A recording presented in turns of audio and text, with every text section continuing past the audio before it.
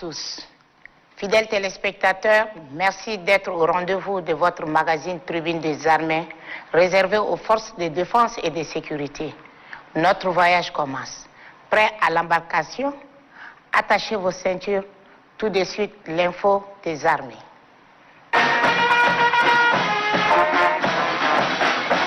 La garde nationale et nomade du Tchad, GNT, a un nouveau commandant. Il a été installé dans ses fonctions par le ministre de l'administration du territoire, Mamad Béchir Chérif Daoussa, en présence de son collègue en charge de la défense nationale, le général de corps d'armée Daoud Yahya Brahim. Reportage, capitaine Idriss Oumar Idriss.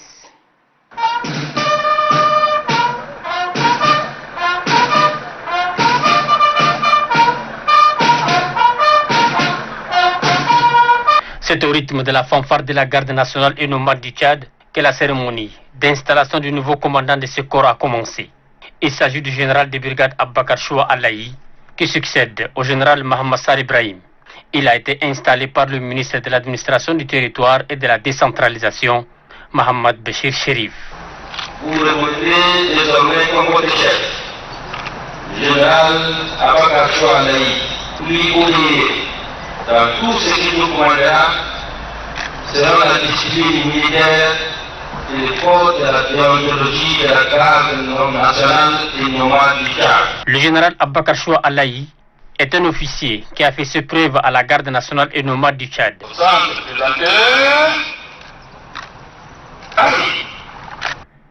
Né le 4 mai 1966 à Fada, le général Abakar Choua Alaï est un officier qui a occupé plusieurs postes de responsabilité au service central des armées et dans les zones de défense et de sécurité.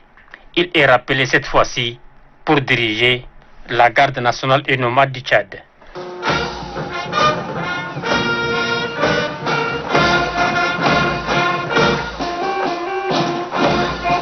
Le chef du 3e bureau de l'état-major général des armées, le général Mamad Abdallah Holomi, a lancé la semaine dernière le concours d'entrée à l'école des enfants de troupes. Plus de 6000 candidats composent pour faire partie de la deuxième promotion de cette Britannie militaire. Capitaine Idriss Oumar Idriss. Bientôt, une autre vague d'enfants de troupes rejoindra la première promotion baptisée Maréchal du Tchad Idriss Déby Itno. Et c'est à travers un concours lancé officiellement par les autorités militaires et administratives. Plus de 600 jeunes composent pour mesurer leurs capacités en vue d'être admis dans cette école. Âgés pour la plupart de 12 à 13 ans, ces jeunes sont soumis aux épreuves de dictée questions et mathématiques. Aujourd'hui, c'est un grand jour. C'est un jour qui va d'abord naître des hommes qui auront la charge de gérer le pays.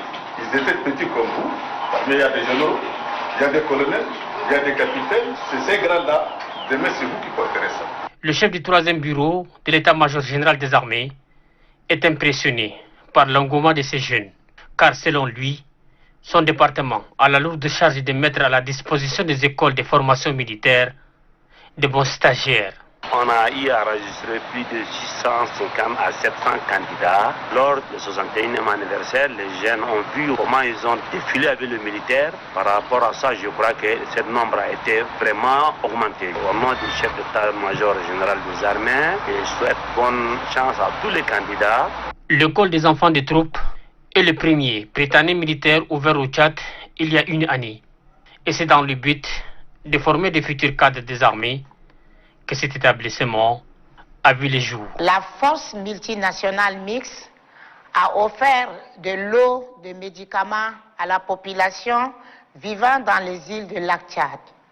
C'est le représentant du commandant de la dite force, le colonel Antoine Humpa, qui a remis ce don au commandant du secteur numéro 2, le général Duma Youssouf Mamad Idno, en présence des autorités administratives et coutumières. Capitaine Idriss Oumar Idriss. C'est un lot de produits pharmaceutiques et soins dentaires qui est acheminé à Bagassoula pour renforcer les districts sanitaires afin de soigner gratuitement la population. Un don de gouvernement britannique octroyé à travers le projet d'impact rapide de la force multinationale mixte pour soulager un tant soit peu les populations victimes des exactions de Boko Haram. Cette initiative est saluée par les autorités locales qui affirment leur disponibilité à accompagner les forces de défense et de sécurité dans les actions civilo-militaires.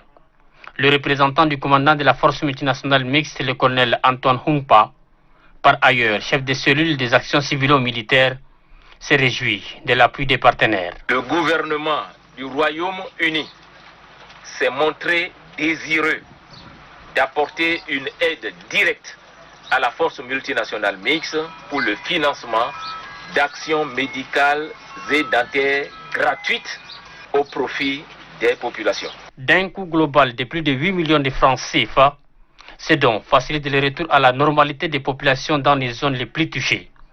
Le gouvernement britannique, à travers son représentant, le colonel Hiker, affirme son soutien à la force multinationale mixte dans ses actions humanitaires. Très ému de recevoir ces dons, le général Juma Yusuf Mohamed Itno, commandant du secteur 2 de la force multinationale mixte, demande aux autorités coutumières et à la population de collaborer avec les forces de défense et de sécurité afin de débusquer les terroristes. Après la remise des dons, les officiels ont échangé avec la population sur des questions civilo-militaires pour mieux cerner leurs besoins dans les secteurs vitaux. Le grand reportage de ce numéro nous fait revivre le temps fort du défilé de la police nationale sur le fleuve Chari pour célébrer les 61 ans de notre indépendance. Défilé de la compagnie de sécurité nautique dans les eaux du fleuve Chari le 11 août dernier. Grand reportage signé le commissaire de la police Aman Isaac Azina.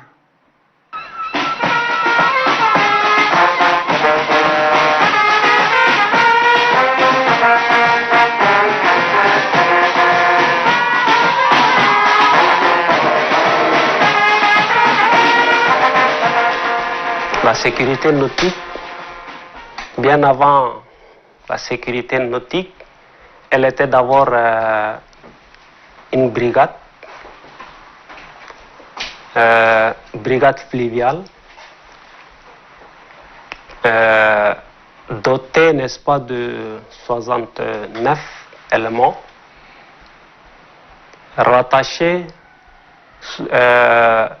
à la direction, n'est-ce pas, de la sécurité, à la direction des renseignements généraux, bien avant, avec le changement d'organigramme et autres, elle est maintenant devenue un service de la direction de l'immigration et de l'immigration, rattaché directement sous direction de l'air et des frontières.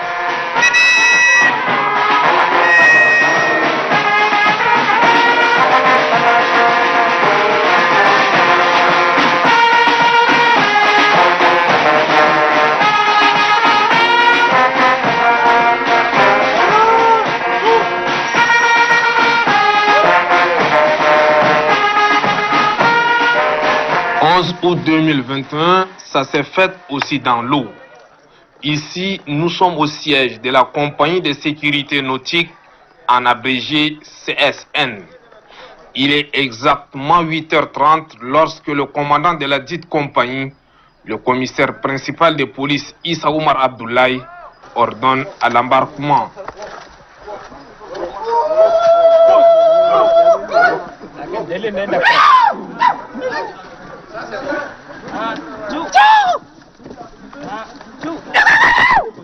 Nous avons défilé le 11 août. D'abord, c'est une fête nationale qu'on doit défiler, n'est-ce pas? Ça, c'est une obligation pour nous, d'abord, nous les Tchadiens. Si on défile, n'est-ce pas, on ne peut pas aller, n'est-ce pas, à la place de la nation parce que il faut mettre sur les chariots et puis il faut, voilà. tout ça pour l'amener, n'est-ce pas, à la place de la nation, c'est difficile pour nous, donc il faut naviguer. Donc pour cela, on a fait le défilé, n'est-ce pas, au long des charries. Équipés chacun des gilets de sauvetage, tout semble être prêt pour le défilé nautique via une embarcation à moteur hors bord.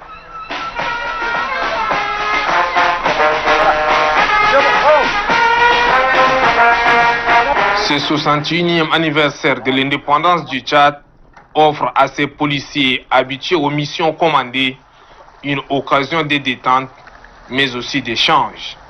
Là, comme en témoignent les images, les hors-bords règnent en maître absolu sur les fleuves Chari et Logon.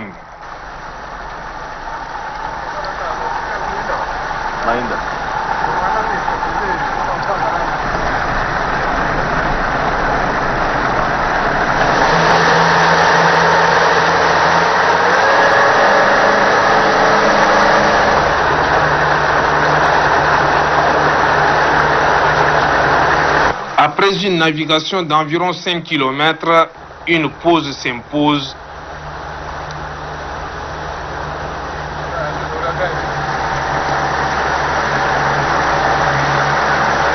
La fête dans l'eau n'est pas uniquement une affaire des hommes. Parmi les pilotes, la jante féminine est aussi à l'honneur.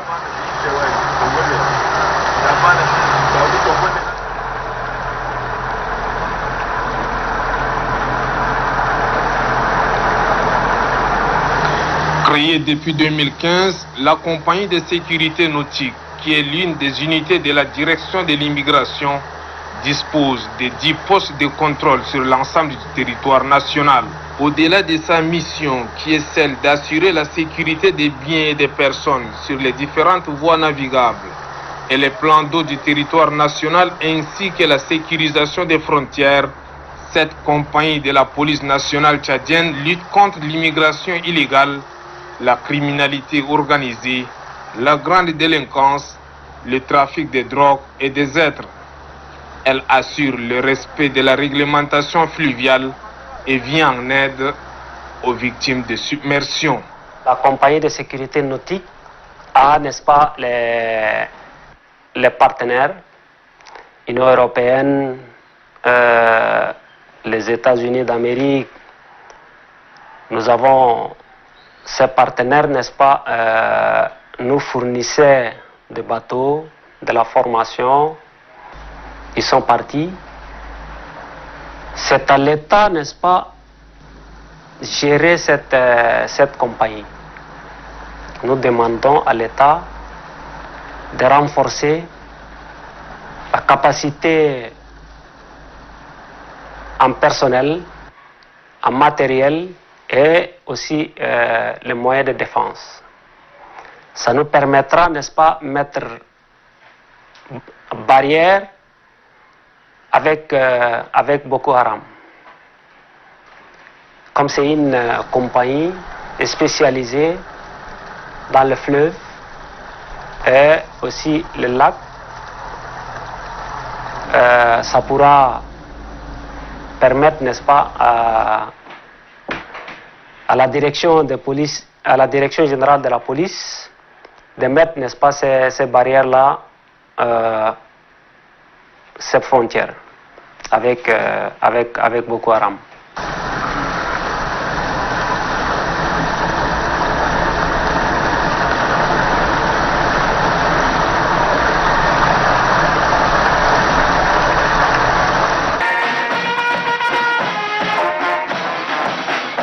Fidèles téléspectateurs, la division des groupements spéciaux antiterroristes PECI, vous entendez parler. C'est quoi la DGSAT PECI? Quelle est sa mission? Le premier responsable de cette division a reçu l'équipe des tribunes des armées pour un large entretien. Capitaine Idriss Oumar Idriss.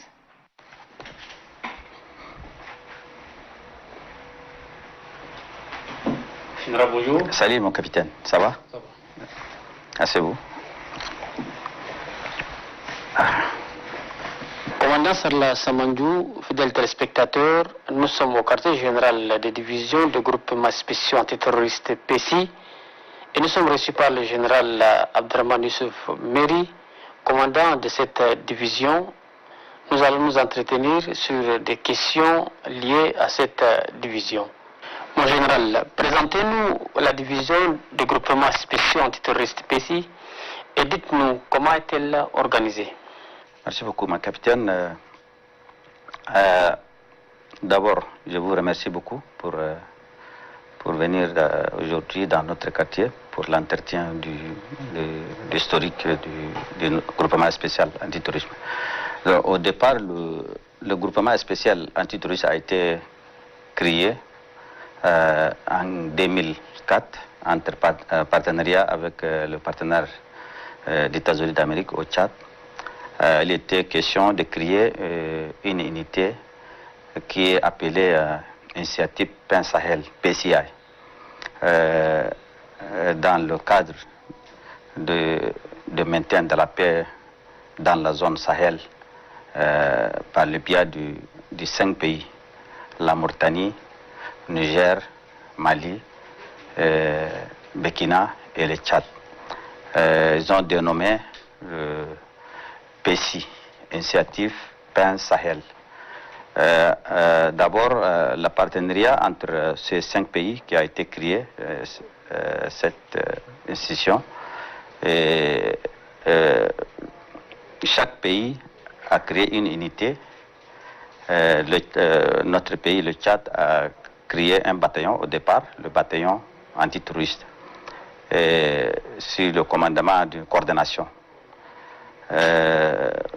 Depuis 2004, cette unité qui est en train d'évoluer jusqu'en 2007, 2008, la coordination est devenue un groupement. Le mai 2008 a été créé un groupement. Donc, depuis lors, au fur et à mesure, au vu de ces activités opérationnelles, au vu de ces succès, le PECI est devenu, aujourd'hui, c'est une division. Donc, grâce à cette efficacité et ces missions, donc, notre pays, le Tchad, a donné une importance de cette institution. Et après en coordination reliée groupement, et depuis 2013, le PECI a pu effectuer dans la mission extérieure du pays. Donc nous avons participé au Mali en 2014 aussi. Nous avons participé au conflit centrafricain pour le rapatriement de nos compatriotes qui étaient bloqués au niveau de Centrafrique. Donc depuis lors, nous avons déployé notre unité qui a fait vraiment une bonne mission, qui a répatrié à peu près 49 000 populations. Et après, nous avons aussi participé à l'opération de Fating, nigériane, et Fatigue, le Cameroun et le Tchad aussi. Que notre défunt Marshall qui nous a accordé encore une opportunité de rédiger des divisions pour devenir une unité qui peut couvrir l'ensemble de nos besoins, que l'extérieur et l'intérieur. Donc, grâce à cette efficacité de notre force, qu'aujourd'hui, il est devenu une division. Cela veut dire, si aujourd'hui il est devenu une division, c'est là l'importance qui a été donnée par nos plus hautes autorités. Aujourd'hui, c'est une division qui a 3 groupements. Et au départ, c'est un groupement, mais aujourd'hui, c'est la division qui a été dirigée par les 3 groupements. Et puis, chaque groupement a 3 régiments. Et nous avons aussi une unité de régiment autonome qui est de reconnaissance.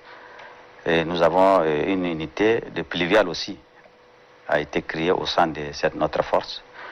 Donc Dieu merci, aujourd'hui le PJ est devenu une division. De groupement hier à division aujourd'hui, pourquoi et quel changement dans son champ d'action? Je crois que la division stratégie de Yessat a pour mission au départ contrecarrer toutes les actions malveillantes qui nuisent à la vie des personnes et leurs biens. Et aussi combattre toute personne qui sème la terreur et désolation aux visibles citoyens. Et aussi le Yessat participe avec les forces de défense et de sécurité pour protéger l'ensemble de notre pays si au moment où notre pays est agressé. Il participe avec les forces de défense et de sécurité dans toutes les opérations qu'il en a besoin par notre plus haute autorité. Pas seulement le terrorisme. Contre le terrorisme, il a une mission spécifique, mais il peut participer avec l'ensemble des forces de défense et de sécurité au cas où on en a besoin. Mon général, dans le cadre de la coopération militaire, avez-vous des partenaires qui vous soutiennent? Notre premier partenaire, c'est les États-Unis d'Amérique. Depuis la création jusqu'à nos jours, le partenaire qui nous soutient, c'est le partenaire américain. Et puis aussi, parfois, nous recevons la formation précise avec nos partenaires français aussi. Ils nous assistent parfois à la formation spécifique aussi. Mais en matière de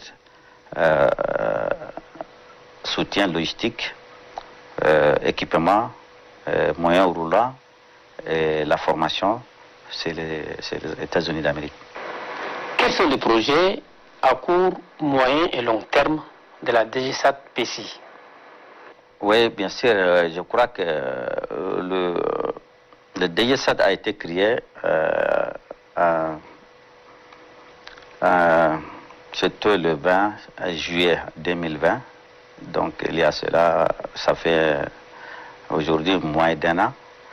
Je crois que nos futurs projets, nous avons beaucoup de projets et aussi nous avons beaucoup de soutien de nos partenaires.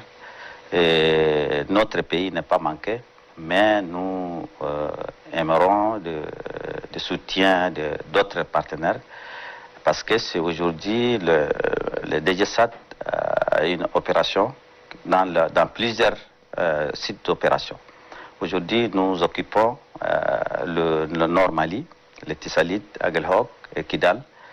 Nous avons aujourd'hui à peu près 1425 qui sont au Mali. Et aussi, nous avons deux bataillons de G5 Sahel. Nous avons un bataillon qui a été opérationnel au nord du pays, dans la zone du trois frontières OUR, qui est en train d'opérer dans la frontière Niger, la Libye et le Tchad. Et nous avons un bataillon, 8e bataillon, qui est actuellement à Terra. Il est qui est en train de mener une bonne opération qui aide nos partenaires. Aujourd'hui, le PCI a une énorme mission. Nous avons beaucoup de projets avec la grande évolution de cette unité. Nous aimerons des formations, des soutiens matériels, des soutiens logistiques pour que aujourd'hui, pas seulement à l'extérieur, nous aussi aujourd'hui, le PCI est partout, dans toutes les frontières, à l'est, au nord.